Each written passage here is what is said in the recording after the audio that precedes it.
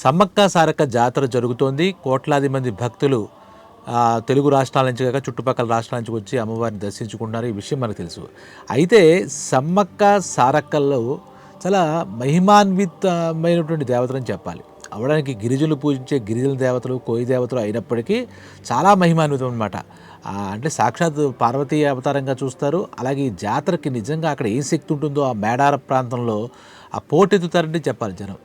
ఇప్పుడు వింటున్న వార్తలు బట్టి చూస్తే కిలోమీటర్ల దూరంలో నుంచి జనాలు వస్తున్నారని చెప్పారు. అలాగే అమ్మవార్లకు సమ్మక్క సారక్కలకి తమ మొక్కుబళ్ళు, ఆ బెల్లం దిమ్మలు అవి చెల్లించుకోవడం ఇవన్నీ చేస్తుంటారు. అయితే ఈ సమ్మక్క సారక్క ఈ జాతర, అలాగే వనదేవతల ఊరేగింపు, ఆ గద్దెలపై అమ్మవారిని ప్రతిష్ఠించడం, తర్వాత దర్శనం తర్వాత తీసుకువెళ్ళి మళ్ళా వనదేవతలు వీడుకోలు ఇవ్వడం మౌనంగా ఇవన్నీ చేయడం ఉంటుంది. దీని వెనకాల ఎన్నో ఇప్పటికీ కూడా ఇది ఎన్ని ఏళ్ళ బట్టి వస్తుందో అంటే ప్రతాపరుద్రుడి కాలం నుంచి వస్తుంటే 1200, 1300 ఆ శతాబ్ద ప్రాంతం నుంచి ఈ జాతర అప్పుడు అమ్మవారి చరిత్ర గురించి మనం చెప్పుకున్నాం. మీకు కావాలంటే అది ఒకసారి వినండి, ఇంతకుముందు వీడియోలో చెప్పాను. అయితే ఈ వనదేవతల ఊరేగింపు కానీ ఈ జాతరలో కానీ కొన్ని అంతు చిక్కని రహస్యాలు ఇప్పటికి కూడా ఎంతోమంది శాస్త్రవేత్తలు కానీ ఎంతోమంది హేతువారు కానీ అంతు చిక్కని రహస్యాలు ఎన్నో ఉన్నాయన్నమాట. ముఖ్యంగా చెప్పాలంటే ఇప్పుడు చిలకల గుట్ట అక్కడి నుంచి అమ్మవారు అక్కడ ఉంటారు అని చెప్తారు. అక్కడికి రెండో రోజు ఈ సమ్మక్కని తీసుకొచ్చి అక్కడి నుంచి అడవుల ప్రాంతం నుంచి తీసుకొస్తారు. ఆ చిలకల గుట్టకు వెళ్తారు. దీనికి వంశపారంపర్యంగా వస్తున్నటువంటి గిరిజన పూజారులు ఉంటారు కదా, ఇక్కడ ఆదివాసీ పూజారులు, నాయక్ పోడ్లు అంటారు, వాళ్ళకి మాత్రమే ఈ అర్హత ఉంది. వీళ్ళు ఏం చేస్తారంటే సమ్మక్కను తీసుకొచ్చేటప్పుడు వాళ్ళ అక్కలకే ఆ గిరిజన వాళ్ళకే ఈ రహస్యాలు తెలుసు.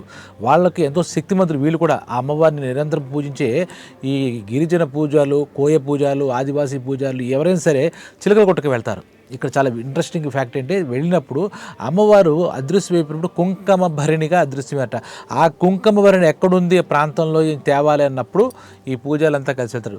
అప్పుడు ఆ ప్రాంతంలో సామాన్య ప్రజలు, సామాన్య భక్తులు ఎవరు వెళ్ళడానికి వెళ్ళలేదు, వాళ్ళకు మాత్రమే వెళ్తారు. వెళ్ళినప్పుడు ఆ కుంకుమ భరిణి ఎక్కడ ఉంది అని తెలియడానికి ఆనవాళ్ళు కొన్ని ఉంటాయట. ఈ సమ్మక్క సారక్కల పాద ముద్రలు అక్కడ కనపడతాడు. అది ఎలాగ ఏమిటో తెలియదు, మరి ఎవరికీ ఈ రహస్యం ఇప్పటికీ తెలియదు. ఆ కుంకుమ భరిణి తీసుకొచ్చి, కుంకుమ భరిణి అంటే అమ్మవారి యొక్క రూపం అని చెప్పుకోవాలి. ఈ కుంకుమ భరిణి తీసుకువచ్చేటప్పుడు వెళ్తారు, అడవిలో రహస్య ప్రాంతాల్లోకి వెళ్తారు. ఆ వెళ్ళినప్పుడు ఆ ఆనవాళ్ళ బట్టి వెళ్ళి మొత్తం మీద చిలకల గుట్ట వెళ్ళి ఆ భరిణి తెస్తారు. అప్పుడు ఇందాక చెప్పగా సామాన్య భక్తులకి ప్రవేశం నిషిద్ధం. ఆ తర్వాత అక్కడ ఏదో ఒక ఈ కుంకుమ భరిణి రూపంలో ఉన్నటువంటి సమ్మక్క అమ్మవారిని తీసుకురావడానికి వాళ్ళు కొన్ని ప్రత్యేకమైనటువంటి పూజలు చెప్తారు కోయ మంత్రాలతో. ఆ మంత్రాలు మనకి ఈ వేదాలు ఉపనిషత్తుల్లోనూ ఏమి ఉండదు. అవి ఒక తాంత్రిక మంత్రాల, కోయ మంత్రాలు, దానికి ఏదైనా పెట్టుకోవాలి.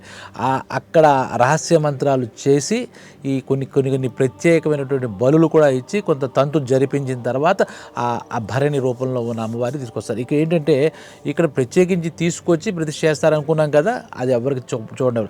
తర్వాత ఏమిటి అమ్మవారు అంటే ఒక విగ్రహం ఇంకోటి కాకుండా కొత్తగా ప్రతి జాతరకి ఒక వెదురు బొంగులు తీసుకొస్తారు. ప్రత్యేకమైన వెదురు బొంగులు.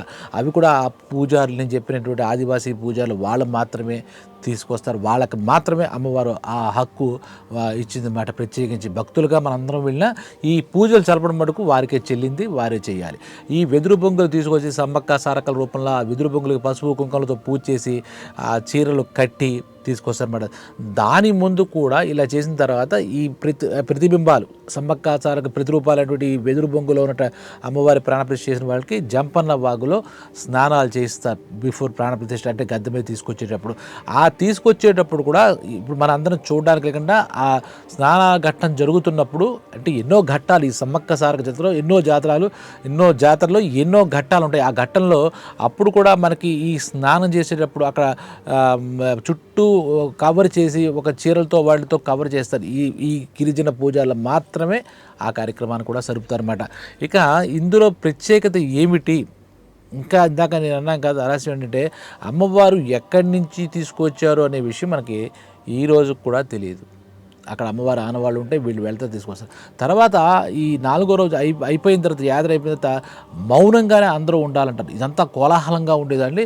ఈ అమ్మవారిని మౌనంగానే సాగనంపుతారు ఒకటి.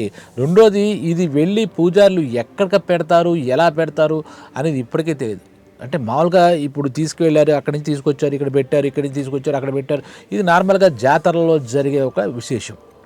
కానీ ఇప్పటికి కూడా ఆ చిలకల గుట్ట మీద ఈ అమ్మవారి కుంకుమ భరణి లేదా వీళ్ళని తీసుకెళ్ళి సాగనంపినప్పుడు అవి ఎక్కడికి వెళతాయి, ఎక్కడికి మాయమైపోతాయి తెలియదు. ఎందుకంటే అప్పుడులో కూడా ప్రతాపరుద్రుడిని ఎదిరించి అమ్మవారి సమ్మక్క వెనకాల ఒక సైనికుడు యొక్క వెన్నుపోటు వల్ల ఈ చిలకల గుట్ట దగ్గరికి ఎలా అయితే అదృశ్యం అయిపోతుందో వీళ్ళు ఈ పూజలు రహస్యం వాళ్ళకి తెలియచ్చు ఈ రహస్యం, కానీ ఇంకెవ్వరికి తెలియదు అన్నమాట. ఇంకొకటి ఏంటంటే ఈ సమ్మక్క దగ్గరికి సమ్మక్కని తీసుకొస్తున్న ప్రాంతంలో పూజారి వెళ్తాడు కదా, ఆ తీసుకొస్తున్నప్పుడు అతను చాలా అత్యంత వేగంగా పరిగెడతాడు. అతన్ని ఆ సమయంలో అమ్మవారిని తీసుకొచ్చే ముఖ్యమైన పూజారికి అతన్ని పట్టుకుని ఆపడం ఎవరి తరము కదట. అంతే, అంటే అతనిలో ఒక పూనకము అమ్మవారు ప్రవేశిస్తారని చెప్పుకోవచ్చు అనమాట. తర్వాత అతనికి ఆ సమయంలో ఇప్పుడు అంతు చిక్కని రహస్యం ఇందాక చెప్పిన ఆ రహస్యాల్లో ఒక రహస్యం ఏంటంటే అతని కళ్ళు కూడా కనపడవని, కొంతమంది కనపడతాయో కనపడవు ఏమీ తెలియదు. అసలు అతనికి ఈ స్పృహలో ఉంటాడో లేదో తెలియదట. కళ్ళు కనపడతాయా అమ్మవారిని మీదకు తెచ్చుకుని అక్కడ ప్రతిష్ఠించడానికి వచ్చేటప్పుడు అడవిలో వచ్చి చిలకల గుట్ట నుంచి అక్కడ తీసుకొచ్చే ప్రధాన పేరు ఇప్పటికే ఒక మిస్టరీగా మిగిలింది. అది ఆ పూజలు ఏమి వీటి విషయాలు ఏమి బట్టపైలు ఏం చేయరు, వాళ్ళకి అసలు తెలియదు, వాళ్ళకే తెలియదు అమ్మవారి మహత్యాలు. మనకేం తెలుస్తుంది, మానవ మాతృలు చూసాం నమస్కారం పెట్టుకోవడంతో మనం ఏం చేయలేం. అలాగే ఈ అమ్మవారికి ఇప్పుడు చాలా గొప్ప విషయం భారతదేశంలో మరి ఎక్కడా లేని చోటు విషయం అంటే ప్రభుత్వం తరపున గౌరవ వందనం చేస్తారనమాట. ఈ పూజలు తీసుకొస్తున్నప్పుడు సమ్మక్క సారక్కలను తీసుకొస్తున్నప్పుడు దేవతలను గద్దె మీద కూర్చోబెట్టడానికి ఈ ప్రభుత్వం అక్కడ ములుగంటే అక్కడ జిల్లా కలెక్టర్, వరంగల్ జిల్లా కలెక్టర్ కానీ అలాగే ప్రభుత్వ అధికారులు కానీ ముఖ్యంగా ఎస్పీ కానీ డిఐజీ కానీ వీళ్ళు కూడా వెళ్ళి ఎదురొగుతారన్నమాట. తర్వాత అక్కడ మాత్రమే జరిగేది ఈ అమ్మవారికి గౌరవంగా పోలీసులు గాలిలో కాల్పులు జరిగి అధికారికంగా వందన లాంఛనం కూడా వాళ్ళు అందిస్తారు. ఇక భారతదేశంలో ఎన్నో ఉంటాయి, ఎన్నో గిరిజన ప్రాంతాల్లో ఎన్నో జాతరలు జరుగుతుంటాయి. గిరిజన ప్రాంతాలు పట్టణాల్లో జరుగుతాయి, పల్లెటూరులో జరుగుతాయి. ఇలా జరిగినా కూడా ఎక్కడా కూడా ప్రభుత్వం తరపున గౌరవ వందనం స్టేట్ హానర్ ఆఫ్ గవర్నమెంట్ ఎక్కడా కూడా ఇంకా లేదు, ఇంకా ఎక్కడ జరగదు కూడా. ఇది అందుకే ప్రపంచవ్యాప్తంగా మొదటి ఇంత పెద్ద జాతర ఇది ఒకటే. తర్వాత ఆ అమ్మవారిని ఎదుర్కోవాలంటాం కదా, సన్నాహాల్లో కొన్ని వేల మంది మహిళలు, వాళ్ళందరికీ శివసత్తులు అంటారు మామూలుగా వాడుకలు, వాళ్ళందరికీ పూనకం వచ్చి అమ్మవారు వచ్చి అలాగ వాళ్ళు పసుపు కుంకుమతో పసుపు నీళ్ళు అమ్మవారి దగ్గర అక్కడ జల్లుతూ అది చాలా కోలాహలంగా ఉంటుంది అన్నమాట. ఆ భక్తి పారవస్యాన్ని ఆ పూనకాలు వచ్చినటువంటి శివసత్తులు మహిళామణులు అసలు వాళ్ళని ఆపలేం, అంత భక్తి పారవస్యంతో ఉంటారు. వాళ్ళు ఏంటంటే అమ్మవారు వస్తున్నప్పుడు వాళ్ళకి రక్షకులుగా ఈ శివశక్తులు ఉంటారు అనేది అక్కడ జనంలో ఉన్నటువంటి ఒక నమ్మకం అమ్మవారు.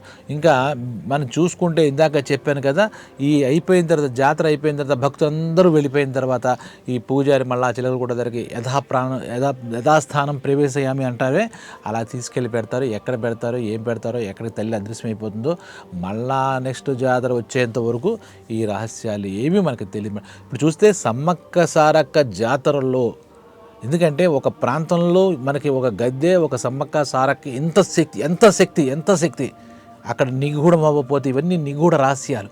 మరి మనకి ఇంత కోట్లాది భక్తులకి ఆవిడ తల్లి కరుణా కటాక్షాలు అందిస్తుందంటే ఆ శక్తి స్వరూపిణి, ఎంత శక్తి స్వరూపిణి.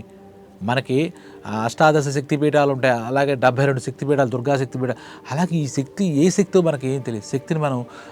శక్తిని మనం పూజించాలి తప్పితే శక్తి తెలుసుకోవడం మనకు వల్ల కాదు, మనం తట్టుకోలేం కూడా. ఆవిడ కరుణా కటాక్షాలు ఆవిడ ఆశలు భక్తుల మీద ఉండాలి. ఇలాగా అక్కడ చెప్పా కదా, ఇప్పుడు ఈ చిలకల గుట్టగా వెళ్ళి ముఖ్యంగా వంశపారంపర్యంగా వచ్చిన అనువంశిక పూజలు గిరిజన పూజలకు మాత్రమే అక్కడ వెళ్ళడానికి అధికారం ఉంది. ఇంకెక్కడ ఎండోమెంట్ డిపార్ట్మెంటు ఆ పూజారి ఎక్కడ అపాయింట్ చేసిన ఏమీ అక్కడ ఏం కుదరవు. ఆ మంత్రాలు ఆ యొక్క తంతు కూడా వాళ్ళ పద్ధతిలోనే అక్కడ పద్ధతిలో జరుగుతూ ఉంటుంది. ఆ అమ్మవారు తీసుకొచ్చేటప్పుడు కూడా పూజారికి కళ్ళు కనపడతాయి. ఇది ఇప్పటికీ సందేహాస్పదంగానే ఉంటుంది. ఇక ఇలా చూస్తూ ఉంటే అక్కడ ఇంకెన్నెందుకు ఈ రహస్యాలను ఛేదించడం ఎందుకు? అమ్మే మనకు వచ్చింది మహిమాన్విత శక్తి, ఆ శక్తి అంటే ఇంకెందుకు. కాబట్టి ఈ సమ్మక్క సారక్క జాతర మామూలు విషయం కాదు. భూలోకంలో దేవతా స్వరూపంలో సమ్మక్క వచ్చింది. అక్కడ ప్రతాపరుద్రుడికి కూడా ఇలదేవతగా ఆయన గొడవలో పడి మొత్తం ఆ ప్రాంతం మేడారం ప్రాంతం, ములుగు ప్రాంతం, ఆ చుట్టుపక్కల ప్రాంతాలందరినీ అలాగే మన తెలుగు ప్రజలను కాపాడగా ఆవిడ అక్కడ వెలిసింది. కాబట్టి ఈ జాతరకి ఇంకా మేడారం జాతర అంటారు, సమ్మక్క సారక్క జాతర అంటారు. ఇందులో ఎన్నో చెప్పా కదా, ఈ స్టేట్ గవర్నమెంట్ హానర్ ఇవ్వడం, ఇవన్నీ ఎన్నో ఎన్నో ఎన్నో ఇలాంటి. అలాగే ఆ తల్లి అనుగ్రహంతో వాళ్ళ మొక్కుకొని కష్టాలు తీర్చుకునే వాళ్ళు అనుభవం ఎంతమంది లక్షల్లో జనం వస్తారో ప్రతి ఒక్కళ్ళు భక్తి శ్రద్ధలతో ఈ జాతరలో పాల్గొని సమ్మక్క సారక్కల యొక్క ఆశీస్సులు తీసుకుంటారు. మనం కూడా మనందరిపైన సమ్మక్క సారక్కల అనుగ్రహం ఉండాలని కోరుకుందాం. కుదిరిన వాళ్ళంతా జాతరకు వెళ్ళి ఆ సంబరాలు పాల్గొని కళ్ళారా చూసి ఆనందిద్దామని చెప్పి తెలియజేస్తూ సెలవు.